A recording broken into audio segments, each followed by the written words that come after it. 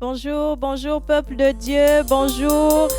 Nous sommes encore heureux d'être là dans la présence du Seigneur. Si mon frère, si ma sœur est content d'être là dans la présence du Seigneur, j'aimerais qu'on pousse des cris de joie et qu'on acclame pour notre Dieu, qu'on acclame pour celui qui nous a rachetés, qu'on acclame pour celui qui a permis que nous soyons encore dans sa présence aujourd'hui. Alléluia. S'il y a des rachetés encore parmi nous, j'aimerais qu'on dise, qu'on crie encore Alléluia au roi des rois. Parce qu'effectivement, il nous a rachetés. Parce qu'effectivement, il est celui qui a encore renouvelé ses bontés ce matin. C'est pourquoi, Seigneur Jésus, nous voulons encore te dire merci. Nous voulons encore manifester au Père éternel, mon Dieu, notre reconnaissance de ce que tu as fait aujourd'hui. Tu as renouvelé encore le souffle de vie, Seigneur. Tu nous as appelés dans ta présence, oh Jésus.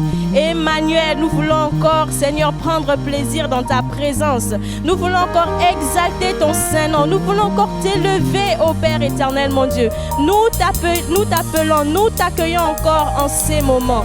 Viens et prends plaisir, Saint-Esprit. Que ta présence soit manifeste. Que tu rencontres les besoins de tout un chacun. Que toutes ces personnes, Seigneur, connectées, Seigneur, puissent encore te rencontrer aujourd'hui. Oui, tu es celui qui nous a rachetés.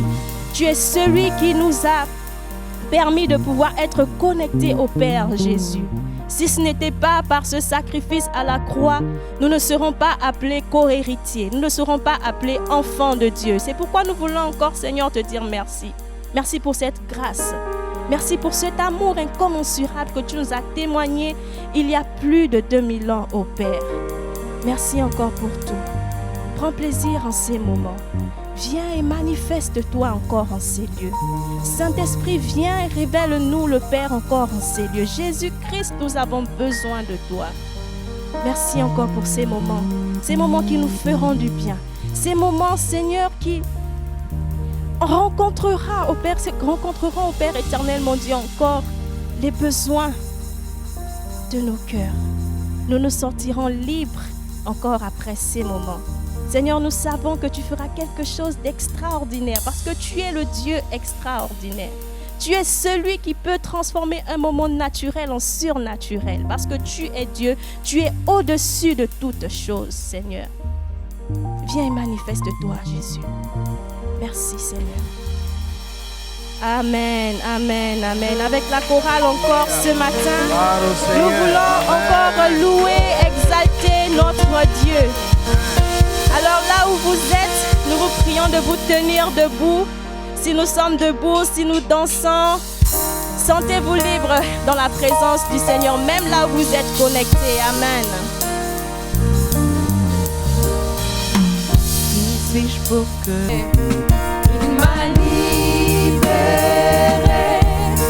ma dette est payée, je suis enfant de Dieu, je suis à lui, et dans sa maison, j'ai trouvé ma place, je suis enfant de Dieu, je suis à lui. disons merci à Dieu parce qu'il nous a libérés. Merci parce que je suis enfant de Dieu.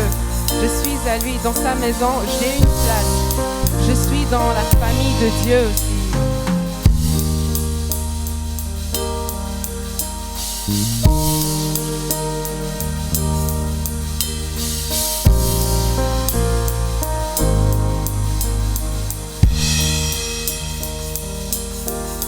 Je suis choisi et affranchi.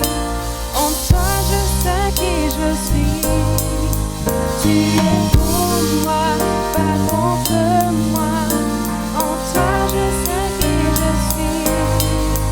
Je suis choisi et affranchi. En toi, je sais qui je suis. Tu es pour moi, pas contre moi. En toi, je sais qui je suis. Je suis choisi Et affranchi, en toi je sais qui je suis.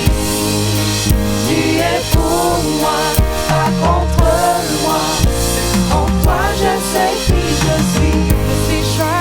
Je suis choisi Et affranchi, en toi je sais qui je suis. Tu es pour moi, pas contre moi. En toi je sais qui je suis. En toi je sais qui je suis. En toi je sais qui je suis. En toi je sais qui je En toi je sais qui je suis. Il m'a libéré. Il m'a libéré. Ma dette est payée. Je suis enfant de Dieu. Je suis à lui. Et dans sa maison. Et dans sa maison, j'ai trouvé ma place. Je suis enfant de Dieu. Je suis à lui.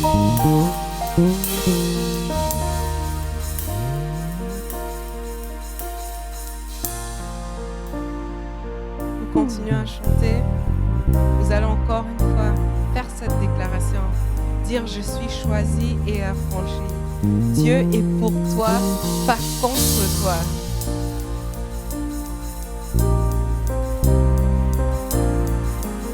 Ensemble chantons. Je suis choisi et affranchi. Je suis choisi et affranchi. En toi je sais qui je suis. Tu es pour moi, pas contre moi. En toi je sais qui je suis. Je suis choisi Je suis choisi et affranchi. et affranchi. En toi je sais qui je En toi je suis. sais qui je suis. Tu es pour moi, Tu es pour pas contre moi. pas contre moi. En toi je sais qui Nous je suis. continuons, nous déclarons, Je suis choisi et affranchi. En toi je sais qui je suis. Tu es pour moi, pas contre moi. En toi je sais qui je déclarons suis. encore une fois, je suis choisi. Je suis choisi et affranchi. En toi je sais qui je suis. Tu es pour moi, pas contre moi. En toi je sais qui je suis. En toi je sais qui je En suis. toi je sais qui je suis. En toi je sais qui je En suis. toi je sais qui je suis. Il m'a libéré. Il m'a libéré. Ma dette est payée. Je suis enfant de Dieu. Je suis à lui. Et dans sa maison, Et dans sa maison, j'ai trouvé ma place. Je suis enfant de Dieu. Je suis à lui. et dans sa maison, déclarons. Et dans sa maison, j'ai trouvé ma place. Je suis enfant de Dieu. Je suis à lui. Je suis enfant, Je suis enfant de Dieu. Je suis à lui. encore une fois, je suis enfant de Dieu. Je suis enfant de Dieu. Je suis à lui. Je suis enfant de Dieu. Je suis à lui. Nous continuons à adorer le Seigneur. Merci Seigneur parce que je suis enfant de Dieu. Merci parce que j'ai une place dans ta famille. Merci parce que nous sommes une famille. Merci Père pour l'identité que tu nous donnes. Merci parce que tu nous as rachetés à la croix. C'est pour ça Seigneur que je veux t'adorer. Je veux t'adorer de tout mon cœur, de tout mon esprit. Je veux t'adorer avec tout ce qui est en moi Seigneur.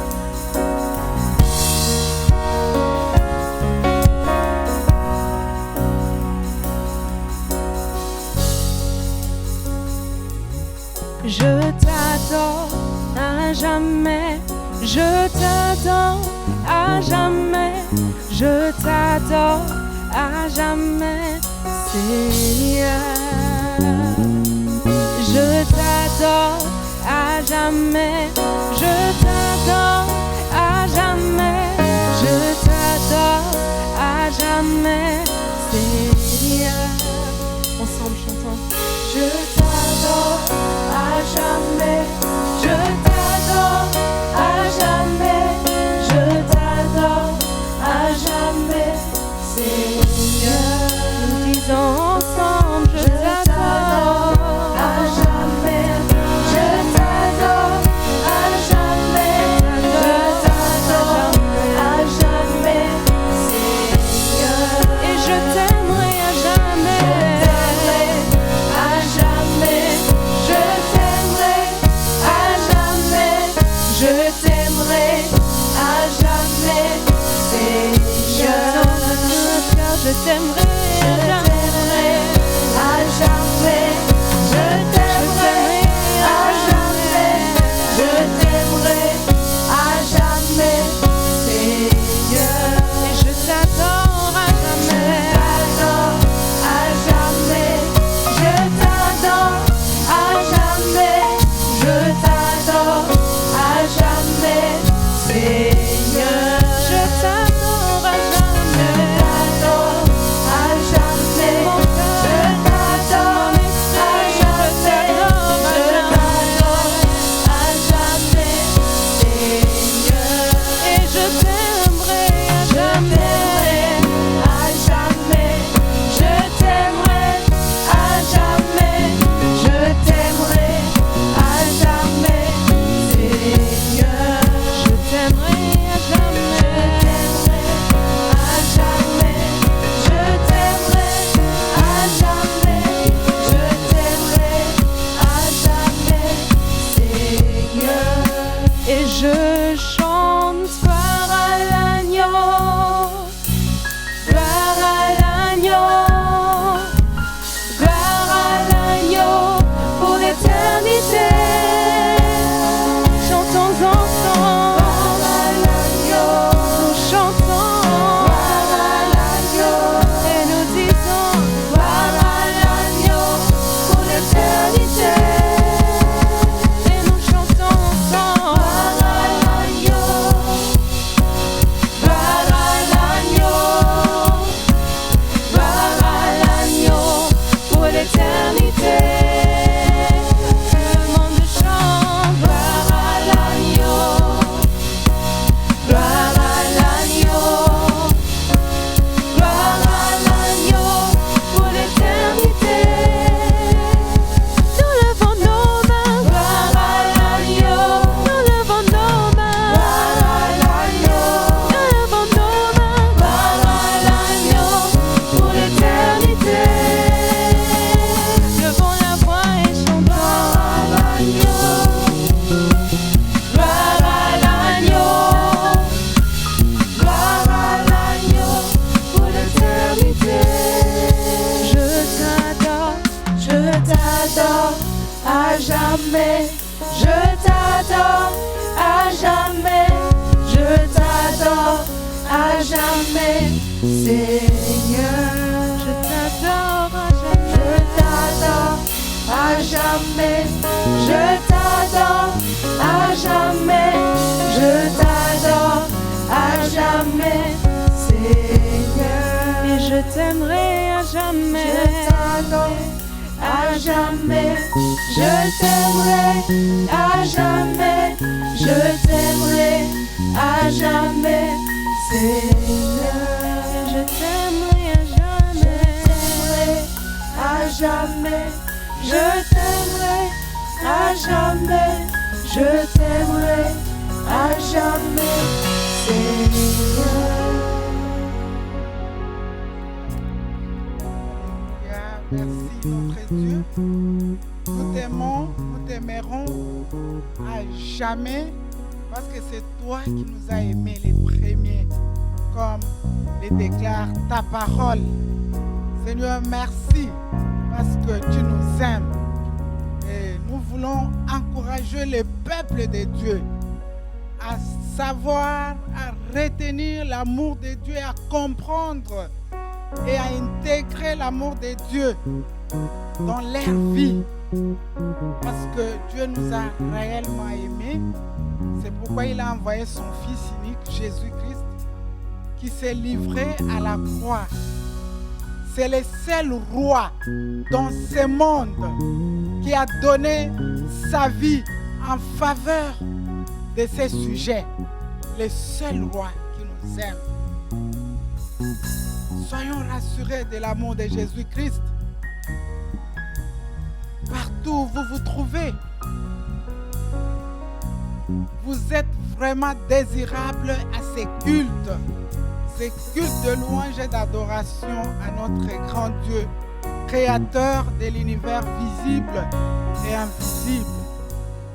Il est là dans votre maison, bien-aimé. Il est là dans votre chambre, cher fils à l'université, chère fille à l'université. Partout où vous vous trouvez dans votre appartement, il est là. Rassurez-vous de l'amour de Jésus-Christ. Il vous aime. Ma soeur, vous êtes dans la chambre de quarantaine à Guangzhou. Ma jeune fille, sachez que Dieu est avec vous. Tenez bon, il est là. Il a dit que chaque endroit où fouleront les plantes de nos pieds, il nous donne cet endroit en héritage. Alléluia, nous ne sommes pas seuls sur cette terre de la Chine, aux États-Unis, au Canada, en France, en Europe. Partout où vous vous trouvez. Vous êtes à Yiwu, vous êtes, je ne sais pas, Taïwan, vous êtes partout. En Afrique, au Bénin, en Côte d'Ivoire. Frère Noël, Dieu est avec vous. Rassurez-vous de la présence de Dieu. Noël et Dominique Gaillet, Dieu est avec vous. Partout où vous vous trouvez, en RDC, Flore Ndonga, Dieu est avec toi. Dieu est avec tout le monde. Dieu est avec nous. Il dit que si vous me cherchez, je me laisserai trouver. Nous sommes en train de chercher Dieu. Ça, c'est notre religion. Il est avec nous tous les jours jusqu'à la fin du monde. Alléluia. Ok, Dieu vous bénisse, peuple de Dieu. Nous allons rendre grâce à Dieu maintenant pour tous ses bienfaits. Ces bienfaits sont nombreux dans nos vies. Si nous pouvons rester là en train de compter tout ce que Dieu a fait pour nous, même dans les petits détails de notre vie, franchement, on va prendre l'éternité. Mais vous savez, bien-aimés, c'est que Dieu a fait pour vous. Qu'est-ce que Dieu a réalisé dans votre vie? Des spectaculaires, des sensationnels. Parce qu'il est le Dieu, comme l'a dit notre sœur Vanessa, il change le naturel en surnaturel. Dès que vous êtes ses enfants, il fait des miracles, des prodiges dans votre vie. Soyez reconnaissants à votre Dieu. Soyez reconnaissants. Reconnaissez un bienfait et un autre viendra dans votre vie. Bénissons le Seigneur. Louons-les ensemble. Là où vous vous trouvez bien-aimés. Dieu est grand. Notre roi est digne de louange. Il est digne d'adoration. Nous avons chanté ici. Gloire à l'agneau. Gloire à l'agneau pour l'éternité. Gloire à l'agneau dans les lieux très hauts. Gloire à l'agneau au plus haut des cieux. Gloire à l'agneau ressuscité. Gloire à l'agneau magnifié et exalté. Gloire à l'agneau qui reviendra nous chercher. Gloire à l'agneau qui règne, qui vit. Gloire à l'agneau qui domine sur toutes choses. Gloire à l'agneau qui est hautement élevé au-dessus de toute domination. Gloire à l'agneau hautement élevé au-dessus de tout règne et de tout pouvoir. Gloire à l'agneau élevé au-dessus de toute principauté, au-dessus de toute autorité, au-dessus de toute hauteur, au-dessus de tout trône. Gloire à l'agneau, le Dieu redoutable, le Dieu qui ne change pas, le Dieu sans pareil, le Dieu sans pareil devant nos situations difficiles, le Dieu sans pareil devant l'incertitude du lendemain, le Dieu sans pareil devant les situations ténébreuses de nos familles, de nos maisons, de nos vies. Les dieux sans pareil, redoutables, les tout-puissants, les dieux irrésistibles, les dieux incontestables, les dieux incontournables, les dieux incomparables, les dieux admirables. Il est digne d'être loué et d'être adoré. Les dieux remplis d'amour, les dieux remplis de magnificence, les dieux remplis d'éclat. Il est digne de recevoir la louange qui vient de nos vies, la louange à notre Dieu. Gloire au roi des rois, gloire au Seigneur des seigneurs, gloire au tout-puissant créateur. Gloire à Dieu, le Dieu miséricordieux pour l'humanité. Gloire à Dieu capable de guérir l'humanité entière en détresse, l'humanité malade. Gloire à Dieu qui est au-dessus des épidémies, qui est au-dessus des maladies incurables, qui est au-dessus des maladies chroniques. Gloire à Dieu, au plus haut des cieux. Gloire à Dieu qui est au-dessus des puissances mondiales et maléfiques.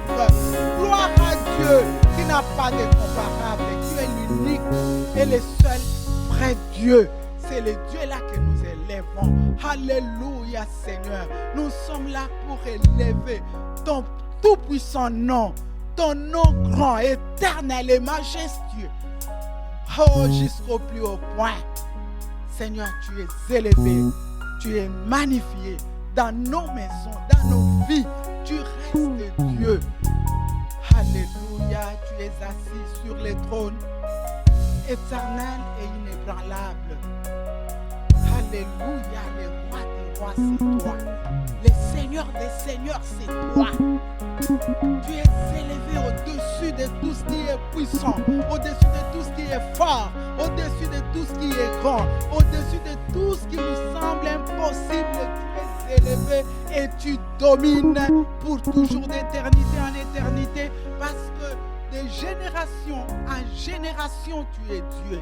Alléluia. Que toute la gloire, la louange, la puissance, la majesté infinie te reviennent à toi seul, aujourd'hui et à jamais. Alléluia.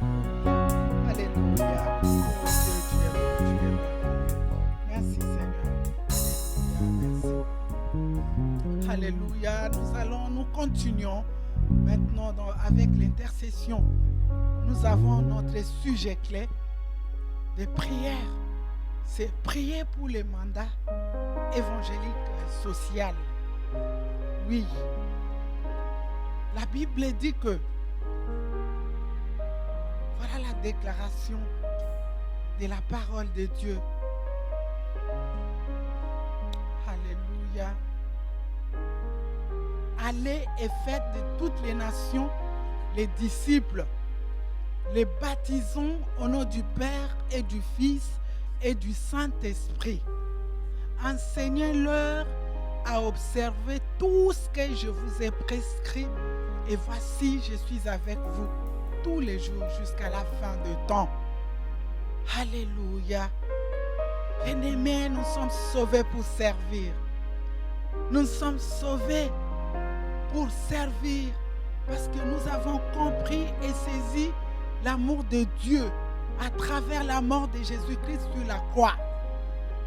Bien-aimés, ayons compassion comme notre Dieu, il est le Dieu compatissant. Chaque matin, il renouvelle ses compassions et ses bontés pour chacun de nous. Alléluia, il a frappé un jour à la porte de nos cœurs. Et nous avons dit, Seigneur, merci. Entre, mange avec moi, soupe avec moi.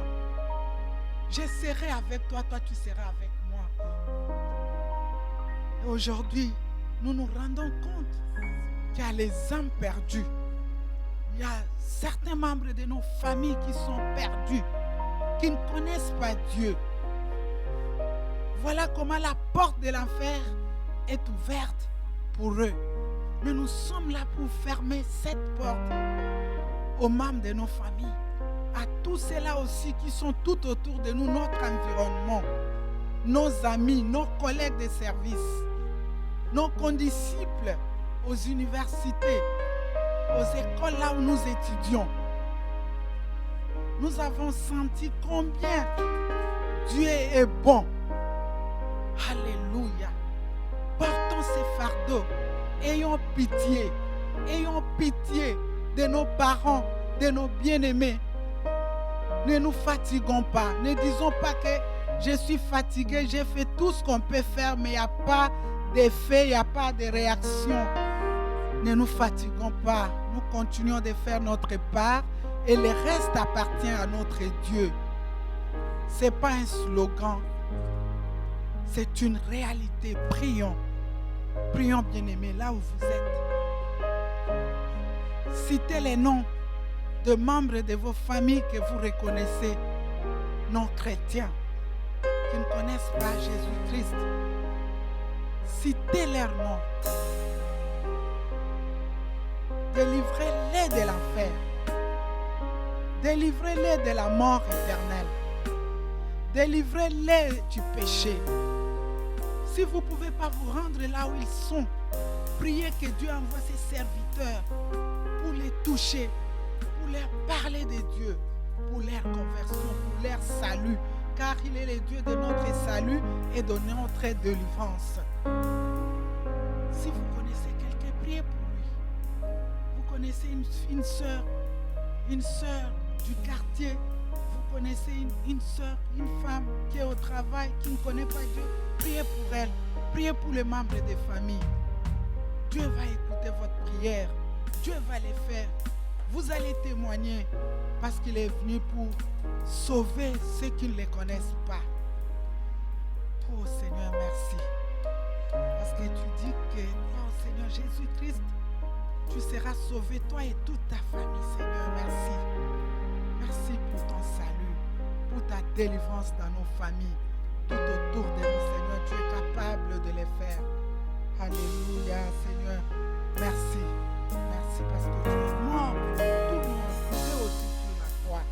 Merci d'exaucer la prière de ma soeur, d'exaucer la prière de mon frère. Merci, Seigneur. Merci. Merci, Seigneur. Nous allons continuer avec la prière pour notre église. Et les étudiants, ils ont commencé le deuxième semestre. Il y a certains qui étudient en présentiel et il y a de ceux-là qui étudient en ligne. Franchement, étudier en ligne, ce n'est pas facile. Je pense à Linda Koulibaly qui doit étudier en ligne à partir d'ici, mais les cours, tout se donne là-bas au Canada parce qu'elle est étudiante inscrite, mais elle ne peut pas voyager. Ce n'est pas facile pour elle avec les décalages horaires de 12 heures. Que Dieu te soutienne, Linda. Que Dieu soutienne tout le monde qui prie, qui étudie en ligne. Et aussi, nous avons jusque-là les activités de l'Église qui se tiennent aussi en ligne. Prions pour ça. Prions aussi pour la reprise de nos cultes en présentiel. Que Dieu, le Tout-Puissant, Roi des Rois, puisse nous ouvrir les portes pour que nous puissions nous rencontrer aussi. Ça fait du bien. Comme me l'a dit maman Christiane à Doveland, que maman Chantal, les cultes en présentiel me manquent. Continuons de prier. Dieu, il écoute nos prières. Son oreille n'est pas dure pour entendre. Prions le Seigneur pour ses requêtes. Seigneur, nous te bénissons. Nous t'exaltons. Nous te prions pour ton église que tu as établie ici en Chine. Seigneur, merci. Parce qu'en ces jours de dimanche, tu es là avec nous. Parce que l'église est vraiment dans toute sa beauté. On peut se retrouver partout, mais nous sommes ensemble en train de suivre ces cultes. Alléluia. Seigneur, nous pouvons vraiment te bénir à cause de ça. Reconnaître ta puissance et ta majesté, ta souveraineté aussi. Merci Seigneur, parce que c'est toi qui feras que nous puissions nous retrouver en présentiel. Seigneur, merci pour les étudiants que tu es en train de soutenir, Seigneur, dans leurs études. Prends soin d'eux, Seigneur. Bénis-les. Garde-les, Seigneur. Protège-les. Donne-leur à manger. Donne-leur à boire. Seigneur, merci. Ainsi, nous prions aussi pour ces mandats sociaux. Oui, Seigneur, merci de toucher aussi les cœurs des gens dans cette église et tous ceux-là qui nous suivent en ces moments, d'avoir un cœur qui a pitié des autres, un cœur qui peut détecter un besoin dans la vie d'une autre personne, un cœur qui peut soutenir financièrement, un cœur qui peut prier aussi pour les autres.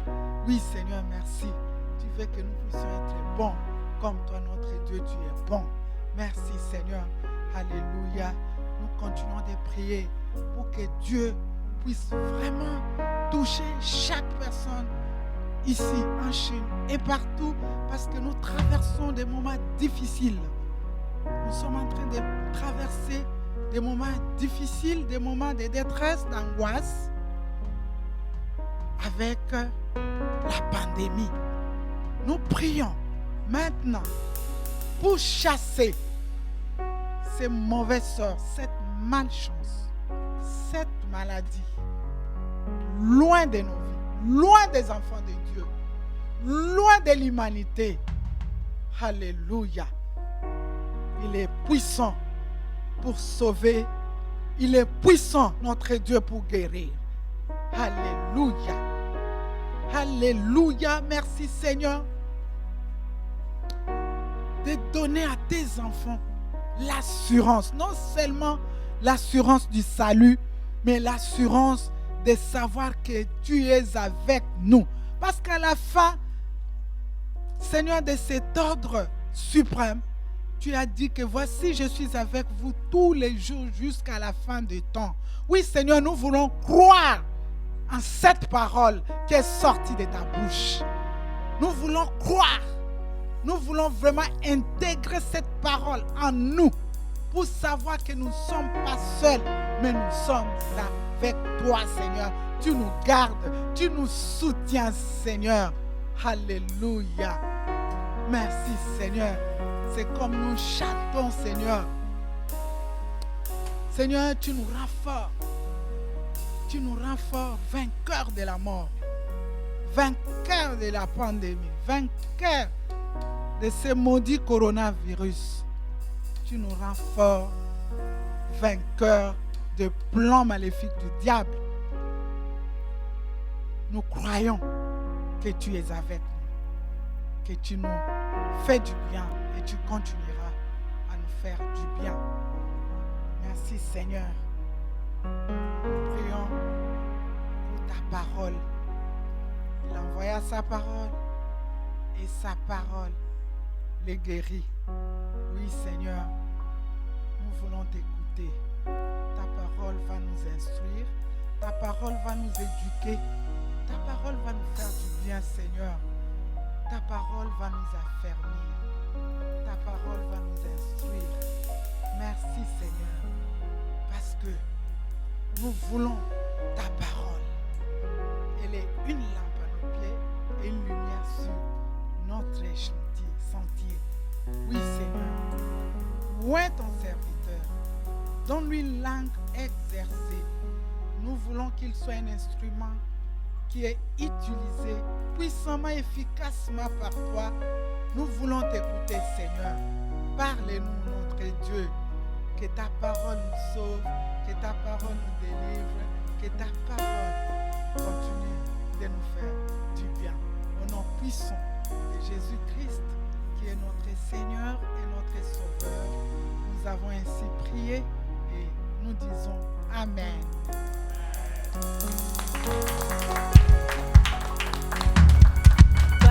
Gloire à Dieu. Nous continuons de bénir le Seigneur pour ce puissant ministère et en même temps nous accueillons le pasteur Berger pour la parole. Merci encore à la chorale. Que le Seigneur vous bénisse.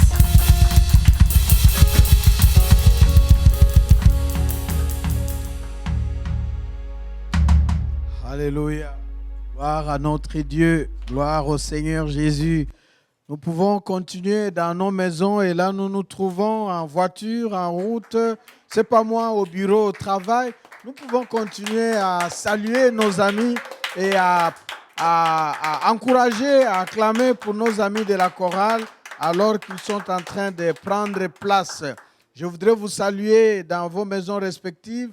Je voudrais vous saluer de partout où vous vous êtes joints à l'église francophone de Pékin, autrement dit le BICF French, pour participer à notre culte dominical en ce dimanche 14 mars 2021. Moi, c'est votre frère, le révérend Jess Diop Ngangombo de la République démocratique du Congo. Et tout à l'heure, mon épouse Chantal Ndonga Ngangombo vous a accompagné en prière. Nous disons merci à toute la chorale et aux amis de la technique. Bienvenue donc à notre culte. Cette année 2021, nous continuons, nous sommes en train de parler autour de deux concepts, évangélisation et discipolat. Et par rapport à l'évangélisation et au discipolat, depuis quelques dimanches, en fin février, nous parlions du double mandat, le mandat évangélique et le mandat social. Aujourd'hui, par la grâce de Dieu, nous voulons clore cette série autour du double mandat de l'évangile. Le double mandat de l'évangile, c'est le mandat évangélique et le mandat social. Le mandat social est aussi autrement dit mandat culturel. Oui, nous avons déjà, disais-je, commencé cette série que nous clôturons aujourd'hui, mais toute l'année, nous sommes autour de l'évangélisation et du discipolat.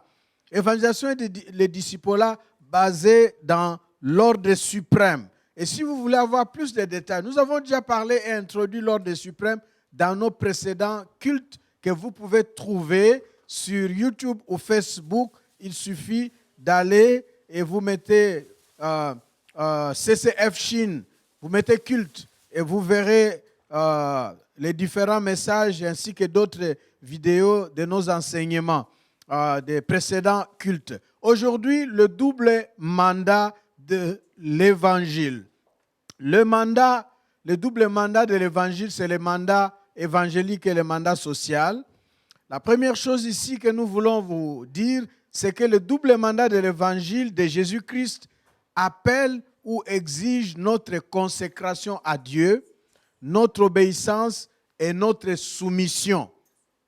Donc, si Jésus-Christ n'a donné qu'un seul commandement, parce que lorsque Jésus était venu dans le temps pour vivre comme nous aujourd'hui, il a trouvé dans le monde juif, hébraïque, parce que Jésus, le biologique, l'humain, comme moi, comme vous et moi, est juif, hébreu et d'Israël.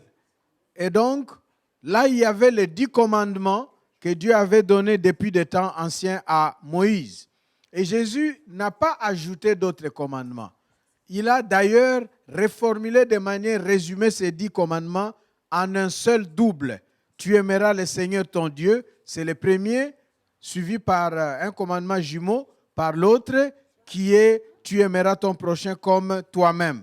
Mais le seul commandement que Jésus a donné comme ordre, c'est ce que les spécialistes appellent l'ordre suprême, que nous trouvons dans les évangiles. Nos cultes antérieurs ont parlé et se sont étendus longuement sur l'ordre suprême. Partant de l'ordre suprême, qui contient le double mandat, à savoir le mandat évangélique ou spirituel, qui consiste à établir les hommes dans la relation avec Dieu, amener les êtres humains à recevoir le message de l'amour de Dieu, à ouvrir leur cœur à ce que Dieu a fait et à écouter l'appel, la sollicitation de Dieu qui veut se réconcilier avec tout être humain pour être en relation, pour lui faire du bien, pour l'aimer, pour le sauver, pour les délivrer du péché, les délivrer de l'emprise ou de l'empire du mal et du diable. Ce mandat spirituel consistant dans le rétablissement ou l'établissement de la relation de l'être humain d'avec Dieu, relation verticale, mandat spirituel, c'est ça le mandat évangélique. Le mandat évangélique consistant dans l'annonce, la proclamation de la bonne nouvelle, le message du salut. Dieu qui, en Jésus-Christ, vient rencontrer, chercher et sauver l'être humain que vous et moi, nous sommes, puisque perdus sans Dieu. Et donc, le message de l'évangile, le message de l'évangile pour le salut, qui est le message de l'amour de Dieu, qui comprend l'aspect que nous appelons mandat évangélique, va avec l'autre aspect que nous appelons mandat social ou mandat culturel. D'où chaque proclamation de l'évangile, l'accomplissement, notre obéissance, notre engagement à l'ordre suprême, au commandement de Dieu, doit aller dans les axes spirituels et à la fois social. L'axe évangélique et l'axe social ou culturel. C'est pourquoi nous disons, le double mandat de l'évangile de Jésus-Christ appelle, exige ou sollicite notre consécration à Dieu, notre obéissance à Dieu, notre soumission à Dieu par rapport à l'ordre suprême. Donc, si quelqu'un engage sa vie à proclamer l'évangile, la bonne nouvelle de l'amour de Dieu, du salut de Dieu en Jésus-Christ, en même temps, avec tous les moyens possibles qui atteignent les cibles, qui visent les cibles par les supports et les initiatives sociales. Cette personne-là traduit sa consécration à Dieu. Donc le mandat, le double mandat, le mandat évangélique, aussi bien que le mandat social ou culturel, sollicite notre obéissance à Dieu, sollicite notre soumission à Dieu, appelle ou exige notre consécration à notre Dieu par rapport à l'ordre suprême. Quelle est ma réponse vis-à-vis de l'ordre suprême? Donc, l'ordre suprême d'aller annoncer la bonne nouvelle, proclamer le salut aux perdus, faire des nations des disciples de Jésus ne s'adresse pas seulement aux pasteurs. Ça concerne tout le monde. Ça concerne tout enfant de Dieu. Donc nous avons déjà dit ici que dans ces mandats, double mandat évangélique et social, nous avons l'évangile, la parole, la proclamation, la bonne nouvelle, proclamation, paix comme proclamation, et nous proclamons cet évangile avec conviction pour convaincre aussi. Nous-mêmes convaincus, nous voulons persuader, paix comme persuasion, et lorsque proclamation et persuasion de l'évangile par des signes, des miracles, des témoignages de Dieu, de sa main qui légitime l'évangile, la parole, le message qui est annoncé. Lorsque la proclamation de la parole et la persuasion par les miracles, ensemble, parfois ça nous amène à établir la présence de manière permanente. Et nous avons paix comme présence. Et nous avons différentes initiatives, différentes approches, différentes stratégies qui doivent être mises à notre disposition pour que le message de l'évangile soit annoncé. Les approches, les stratégies mises à notre disposition pour annoncer l'évangile visent le salut. Cela vise l'accomplissement de double mandat, le mandat évangélique et le mandat social.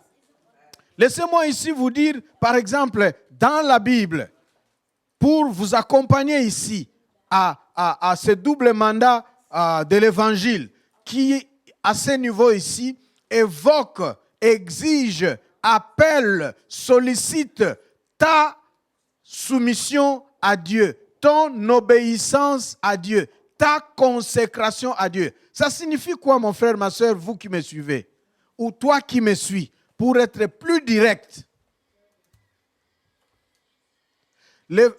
Tu peux apprécier à quel pourcentage tu es obéissant à Dieu ou obéissante à ton Dieu en fonction de comment est-ce que tu es zélé, tu es prêt ou prête à parler du salut de Dieu aux autres.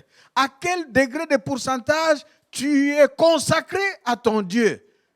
tu peux coter cela en fonction de quelles sont les actions sociales, les initiatives concrètes, pratiques, matérielles dans le monde où tu vis que tu as placé pour que des personnes, à travers ces initiatives, à travers ces œuvres, soient mises au contact de l'Évangile. Donc, notre réponse en obéissance, en soumission, en consécration à notre Dieu se mesure par notre réponse favorable ou non, oui ou non, au double mandat, le mandat évangélique et le mandat social. Et ici, par exemple, dans Josué chapitre 4, dans l'Ancien Testament, vous verrez que les enfants d'Israël, lorsqu'ils sont venus, sortis de l'Égypte pour aller en Canaan, et ils devaient traverser le Jourdain. Et il y a eu un miracle que Dieu a opéré. Donc, Israël quitte l'Égypte avec des miracles. Il entre dans la terre promise avec des miracles. Nous connaissons entre autres les miracles les 10 plaies, les 10 fléaux en Égypte. Mais nous connaissons les grands miracles de la séparation de la mer, où Israël a traversé à pied. Et maintenant, Israël doit entrer dans la terre promise, mais il y a le Jourdain, un fleuve qui sépare cela. Le Jourdain existe jusqu'à présent en Israël. Il y a des touristes qui y vont. Vous pouvez vous y rendre. Et donc, Israël traverse le Jourdain à pied sec encore par un miracle. Et ils sont tous passés. Mais Dieu va dire à Josué, parce que Moïse est décédé, il va dire à Josué, il faut que tu laisses un signe qui montrera aux enfants d'Israël et aux générations futures combien et comment notre Dieu, le Dieu de leurs ancêtres, le Dieu de leurs pères, est un Dieu puissant qui sauve et délivre. Celui qui a la main puissante pour sauver et délivrer. Comment il l'a fait à nos ancêtres, à nos parents. Laisse un signe. Quel est ce signe-là? Les enfants d'Israël ont pris des pierres, alors que les sacrificateurs, les prêtres, étaient encore dans l'eau du Jourdain, dans les eaux du Jourdain, du fleuve Jourdain. Ils ont pris des pierres et ils ont fait un monument. Ils ont élevé un monument en plein Jourdain. Pour que ce monument-là, dans Josué 4, si vous lisez, Dieu va dire, si les générations futures demandaient, que font ces pierres? Que fait ce monument en plein fleuve, en pleine eau du Jourdain? Vous leur direz, notre Dieu nous avait délivré nos ancêtres qu'il a ramenés de l'esclavage de l'Égypte. Et cela va attacher les générations au Seigneur. C'est important d'accompagner l'évangile avec des signes, des témoignages matériels visibles qui peuvent rappeler les générations futures de ce que Dieu a fait dans le passé. Une famille a besoin de souvenirs à montrer aux enfants. Il faut que les parents aient des souvenirs concrets, des témoignages spécifiques, des choses que les enfants peuvent voir. Et au terme desquels on leur raconte comment Dieu avait agi et travaillé dans le passé. Donc là c'est le signe, Josué 4. Dans 2 Samuel chapitre 7, nous voyons le roi David. Écoutez-moi très bien, suivez-moi très bien, bien-aimés, cher papa, chère maman, jeune homme, jeune fille, là où vous êtes, suivez très bien. Dans 2 Samuel chapitre 7, il y a le récit du roi David qui, après plusieurs péripéties, plusieurs hauts et bas, plusieurs combats, plusieurs années, depuis la promesse et l'onction qu'il avait reçue de devenir roi d'Israël, maintenant il est installé, les guerres sont presque terminées et il est logé dans son palais. Alors un jour, David s'est dit, mais moi je suis confortablement installé, mais l'arche de mon Dieu, parce que l'arche symbolisait le lieu de la présence de Dieu, la présence visible de Dieu au milieu de son peuple. L'arche n'a pas de place, n'est pas bien installée comme moi. Je construirai une demeure, une maison où l'arche sera placée de sorte que mon Dieu y demeure à jamais dans un endroit installé pour lui comme moi, le roi, être aimé, je suis installé. David a eu l'intention de construire le temple pour Dieu. Et il a dit ça au prophète Nathan. Et Nathan dit que Dieu te bénisse. Moi aussi, je voudrais dire à quelqu'un qui écoute cette parole, si tu as une intention de faire quelque chose pour ton Dieu, que Dieu te bénisse. Mais écoutez la suite. Et tout de suite là, Dieu a dit à Nathan le prophète, parce que Nathan était devenu comme le mentor de David, le pasteur, le maître qui suivait, qui encadrait spirituellement David. Et il dit, l'idée que David a est sacrée, est noble, et c'est une très bonne idée. Mais David a fait beaucoup de guerres et il a coulé beaucoup de sang. Il ne remplit pas les conditions de construire pour moi un lieu d'habitation. Mais plutôt pour honorer ce qui est dans son cœur. Cette vision, je l'adopte. Cette vision, je l'approuve. Cette vision, cette idée, elle s'accomplira. Mais pas par lui, parce que lui ne remplit pas les conditions. C'est son fils qui naîtra de lui. Écoutez, donc, même si vous ne remplissez peut-être pas des conditions de quelque chose qui est dans votre cœur qui est grande. Il peut se faire que dans votre cœur, vous avez une vision. Vous avez des choses à faire pour Dieu. Mais ça paraît tellement grand. Tellement grand que peut-être que vous ne ferez pas. Peut-être jusqu'à la fin de votre vie sur cette terre, vous n'allez pas accomplir cela.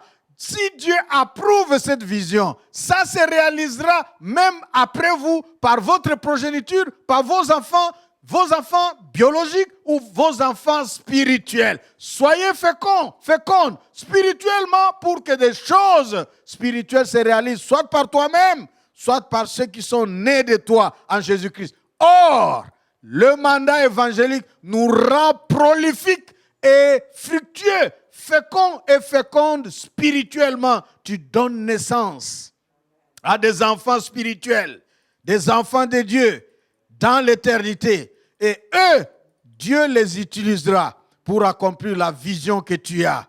Si jamais tu n'es pas dans les conditions, écoutez-moi ici, tu peux ne pas être dans les conditions de réaliser ce que tu as dans le cœur pour Dieu, pour accomplir le mandat évangélique et le mandat social. Mais Dieu honorera ce qui est dans ton cœur en l'accomplissant, soit par tes enfants biologiques, soit par un des tiens, par ta progéniture après toi, comme le roi David. Et l'autre exemple ici, c'est l'exemple de Tabitha. Tabitha, c'est le nom Dorcas. Tabitha, c'est en hébreu, en langue sémite, et Dorcas en grec. Nous connaissons les récits de cette femme en Actes des Apôtres, chapitre 9, verset 36e jusqu'au verset 43e. Et ces récits, nous savons que cette femme était morte. Mais l'Église a refusé qu'elle soit morte, qu'on l'enterre. Et ils ont cherché et fait venir l'apôtre Pierre. L'Esprit m'a amené au scénario. Lorsqu'on a annoncé, je ne sais pas comment ça s'est passé. Vous vous imaginez? Je pense que ça se passe aussi dans certaines cultures, comme chez moi en Afrique et dans mon pays, la République démocratique du Congo. Lorsque quelqu'un faisait des choses remarquables, à sa mort, parfois, ceux à qui il avait fait ces choses-là peuvent amener et raconter. Parfois, on a des photos, parfois, on a tel signe et on pleure avec ça. On évoque ces souvenirs. Donc, dans Acte 9, 36 à 43, alors que Pierre venait, là dans cette ville de Jopé où on l'a fait venir, il voit des femmes, des enfants, des papas, des mamans, des jeunes gens en train de brandir des effets. Certains des habits, d'autres des sacs à porter, d'autres encore des sandales, des histoires qu'ils brandissaient. Et Pierre n'en revenait pas. Qu'est-ce qui se passe? Ils lui disent, voilà, l'un va venir pour dire, tu vois ces sacs-là avec lesquels je sors, c'est Tabitha qui me l'avait offert.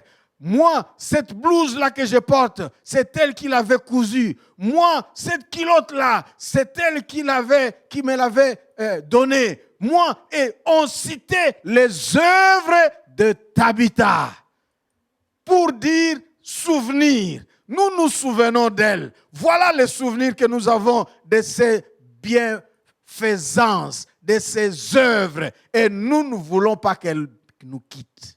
Nous ne sommes pas encore satisfaits. Elle n'a pas encore fini sa mission. Ah, que quelqu'un vive longtemps simplement parce que tu fais du bien. Et les gens chez qui tu as fait du bien à cause de l'évangile, à cause de Jésus-Christ, se tiennent devant Dieu. Et les anges, tes anges et leurs anges vont faire rapport, Seigneur. Encore 10 ans pour cette personne. Il lui restait 3 seulement. 3. Non, Seigneur, pourquoi 3? 10. Que ta vie soit prolongée longtemps encore à cause de tes œuvres. Parce que la Bible dit, les bonnes œuvres des saints parlent. Que tes bonnes œuvres pour l'évangile parlent sur le trône de Dieu pour ajouter années et longévité de vie, comme cela a été pour Tabitha. Au point que déjà morte, à cause du souvenir que la société, que son oikos, le monde dans lequel elle habitait, où elle faisait du bien, elle est revenue à la vie. Que tes bonnes œuvres, que ce que tu vis, ton engagement à l'évangile déclenche un miracle dans ta vie au nom de Jésus. Voilà la résurrection de Tabitha. Oui, le double mandat de l'évangile engage notre consécration, détermine, qualifie, cote. Ça cote notre soumission à Dieu, notre amour à Dieu, notre obéissance à Dieu. Deuxième pensée de ce jour, le double mandat de l'évangile traduit ou exprime notre amour pour Dieu et pour notre prochain. Le double mandat de l'évangile traduit mon amour pour Dieu et mon amour pour mon prochain. Le double mandat de l'évangile traduit ou exprime, manifeste, fait voir, rend palpable, rend visible, extériorise mon amour pour Dieu et mon amour pour mon oikos, mon monde, le monde où je vis, mon Dieu et mon prochain. Avec mon prochain, tout ce qui lui appartient, avec mon amour pour Dieu, le monde dans lequel je vis, avec les êtres humains et tout ce qu'il s'y trouve. C'est notre deuxième pensée. Et nous voyons ici, j'ai choisi quelques exemples bibliques qui vont nous aider à appréhender, à comprendre encore la valeur du double mandat. Nous avons dit que l'évangile de Jésus-Christ est un évangile exhaustif, est un évangile complet, global.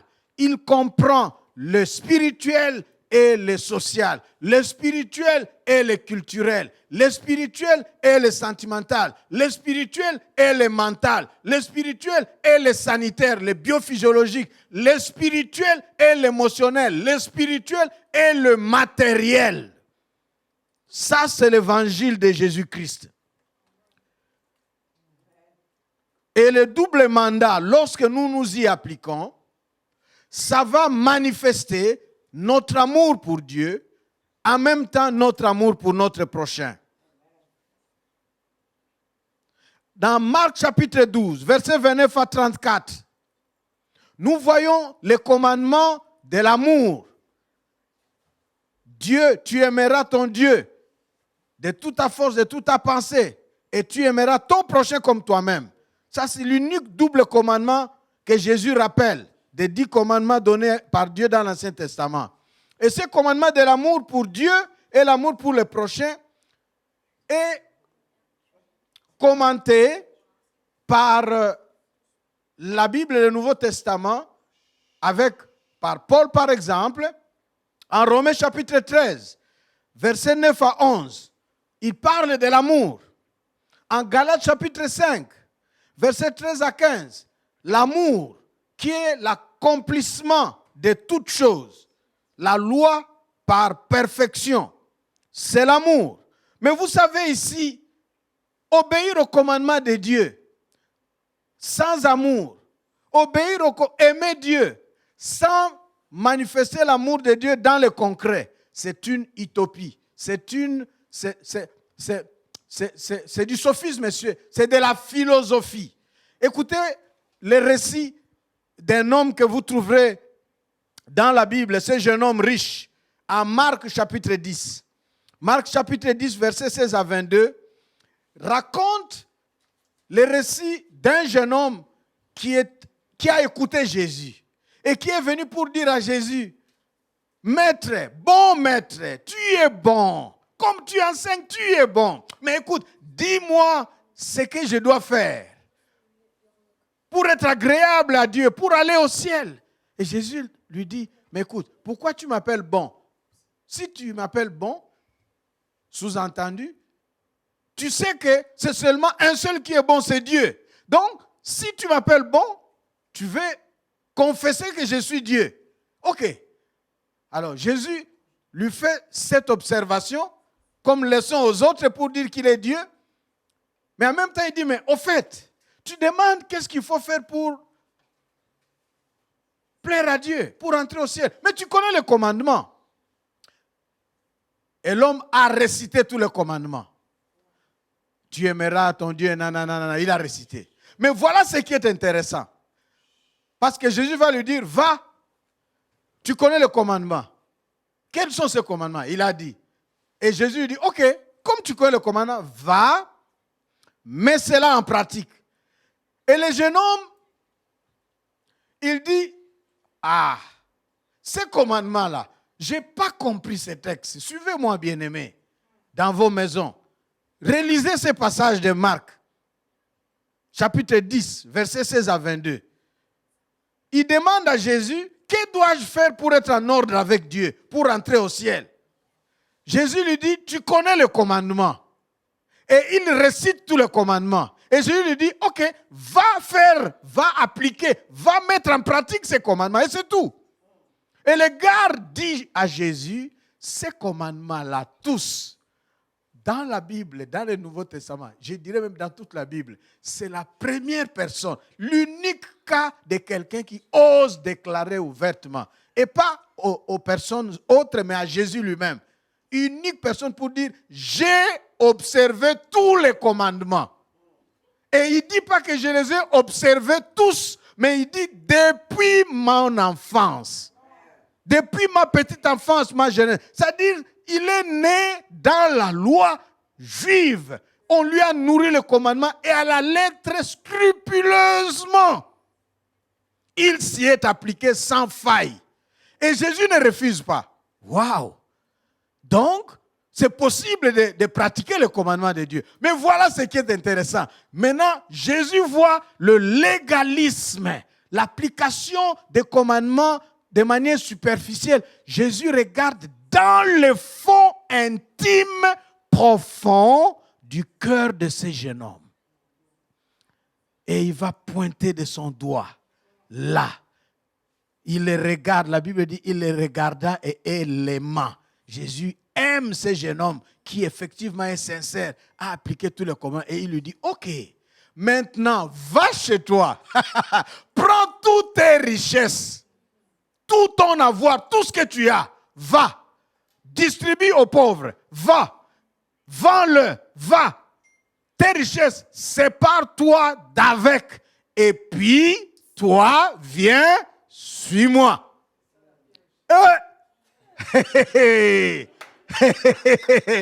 Et le jeune homme regarde et dit, c'est lui qui a accompli tous les commandements.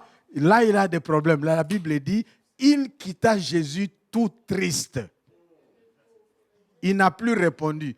Tout triste. Pourquoi? Parce qu'il était très riche. Ah oui. Il était tellement riche que il a observé tous les commandements. Mais l'exercice consistant à se séparer de ses avoirs. Donner ça aux pauvres. Et suivre Jésus. Ça, non. Voyez, nous disons que les mandats, les doubles mandats de l'évangile, ça traduit notre amour pour Dieu. Ce jeune homme a dit, j'aime Dieu, j'obéis et je pratique ces commandements depuis mon enfance, depuis ma tendre enfance. Mais il n'est pas à même de traduire cet amour pour Dieu par le commandement qu'il obéit en se débarrassant de ses richesses. Ne fût-ce qu'en disant, je veux distribuer. Seulement distribuer, mais je ne veux pas tout abandonner. Il est tout triste. Par contre, et ça c'est parfois des scrupules que nous avons. Par contre, il y a un autre récit dans Luc, chapitre 10, versets 29 à 37. Un récit célèbre que nous connaissons, qu'on a appelé le bon samaritain. Et nous voyons ici, ce bon samaritain, il n'est pas très riche, mais c'est quelqu'un qui est attentionné aux besoins. Il est occupé. Et dans le récit du bon samaritain, vous trouverez 3 personnes différentes, parmi lesquelles le bon samaritain. Des personnes occupées avec un programme. Et puisqu'ils sont occupés par leur programme, leur budget, leur plan, ils ne voient pas les autres besoins. Ils ne voient pas ce qui se passe en chemin. Mais le bon samaritain était aussi occupé, avait aussi son programme. Mais tout en vivant dans son programme familial, son budget, ses défis, ses ennuis, tout en satisfaisant ça, en budgétisant pour lui-même, en parcourant sa vie, il voit un homme gisant à côté, blessé, presque mort, en train de crier. Le souffle même est fini. Il n'a plus de voix pour crier à l'aide, au secours, au secours, au secours, au secours. Il crie et Jésus, il a tellement crié parce que le Lévite est passé sans l'entendre, sans le voir. Le Lévite a entendu, il dit, celui-là, le sort lui est arrivé, qu'il paye lui-même. Il s'en va. Et le prêtre et le scribe viennent, il dit, moi je suis préoccupé, je dois prêcher au matin là-bas. C'est quoi ça, des gens comme ça? C'est bon, tout se paye ici-bas, tout se paye ici-bas pour lui. Et il passe. Et sa voix est finie pour crier, oh secours, à l'aide. Ça ne sort pas bien. Et là, Dieu merci, le bon samaritain entend cette voix qui murmure et il se penche et il vient vers ce jeune homme, ce monsieur qu'il trouve blessé. Et la Bible dit, il descend de son cheval, de sa monture, il le prend, il essaye de l'essuyer, de l'enlever le sang qui coulait pour identifier ce qui s'est passé et l'état de blessure. Il trouve que c'est sérieux. Il essaye rapidement, parce que nous sommes dans un milieu où les gens voyagent. Ils ont de l'huile et des trucs de désinfection avec lesquels, comme nous pouvons appeler aujourd'hui l'automédication, la petite automédication, la petite pharmacie de maison. Il voit ça et il arrive, il fait des soins sur les messieurs. Mais il trouve qu'il ne doit pas l'abandonner là-bas. Il le porte, il le met sur son âne, son cheval, et il le traîne. Koudou, koudou, koudou, koudou, koudou, koudou. Il l'amène en cheval. Koudou, koudou, tchougou, tchougou, tout doucement, parce que sinon il peut mourir en chemin.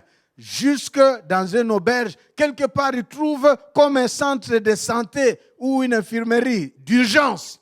Il va avec un inconnu en danger, en besoin d'assistance. Pourquoi on l'a tabassé? Ça ne l'intéresse pas. Laissez écouter. Vous m'écoutez, bien-aimé, je parle à quelqu'un. Ne te préoccupe pas à juger le pourquoi de ce qui est arrivé à quelqu'un qui est devant toi. Laisse Dieu juger. Toi, fais ce que Dieu te met à cœur de faire vis-à-vis de cet endroit. Parce que le Seigneur dit, à moi la vengeance, à moi le jugement. Le bon samaritain n'a pas interrogé le monsieur pour lui dire, qu'est-ce qui s'est passé au juste? Il a trouvé que non, je dois d'abord sauver cette vie.